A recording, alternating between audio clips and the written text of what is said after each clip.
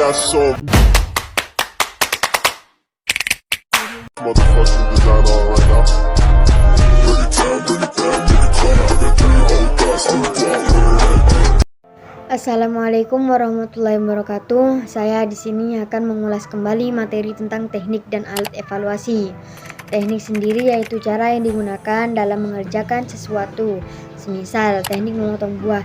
Teknik memotong ini dapat diterapkan semisal pada saat memegang pisau untuk menghasilkan potongan yang berbeda-beda, seperti memotong buah, sayur, dan lain sebagainya. Teknik memotong setiap orang pasti berbeda-beda. Untuk alat yaitu adalah benda yang digunakan untuk mempermudah pekerjaan seseorang. Contoh di sini adalah peralatan dapur seperti sendok, piring, dan garpu. Syarat dari alat yaitu ada dua. Yang pertama reliable, yaitu tetap, konsisten, ajak, dan stabil. Dalam prakteknya diujikan pada orang yang sama, objek yang sama dengan waktu yang berbeda dan hasilnya relatif sama.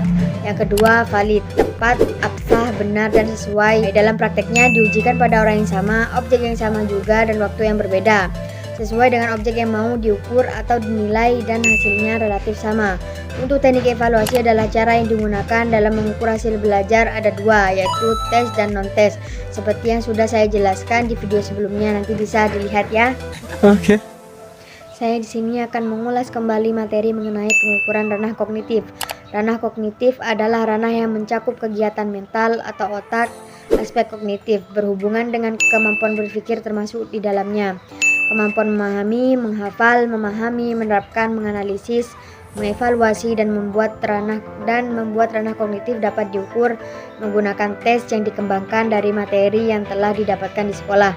Ranah kognitif adalah ranah yang mencakup kegiatan berpikir. Bloom mengelompokkan ranah kognitif ke dalam 6 kategori, dari yang sederhana sampai kepada yang paling kompleks, dan diasumsikan bersifat hierarkis, yang berarti tujuan pada level yang tinggi dan dapat dicapai apabila tujuan pada level yang rendah telah dikuasai.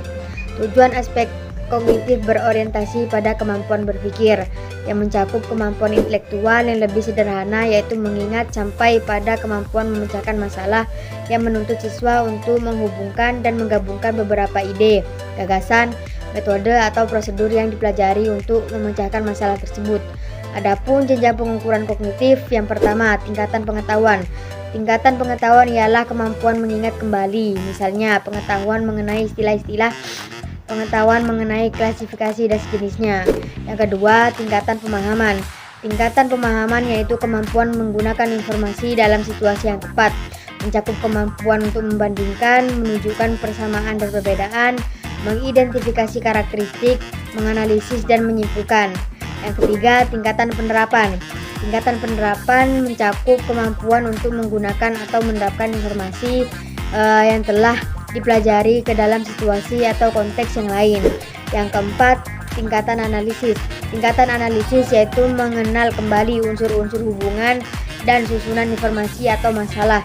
Misalnya, menganalisis hubungan meliputi kemampuan untuk mengidentifikasi, memisahkan, atau membedakan komponen atau elemen suatu fakta, konsep, pendapat, asumsi, hipotesis, atau kesimpulan, dan memeriksa setiap komponen tersebut untuk melihat ada tindakan kontraksi.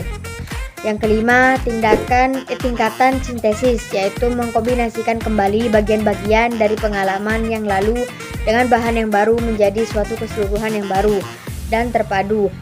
Mungkin sekian dari saya, kurang lebihnya mohon maaf. Assalamualaikum warahmatullahi wabarakatuh.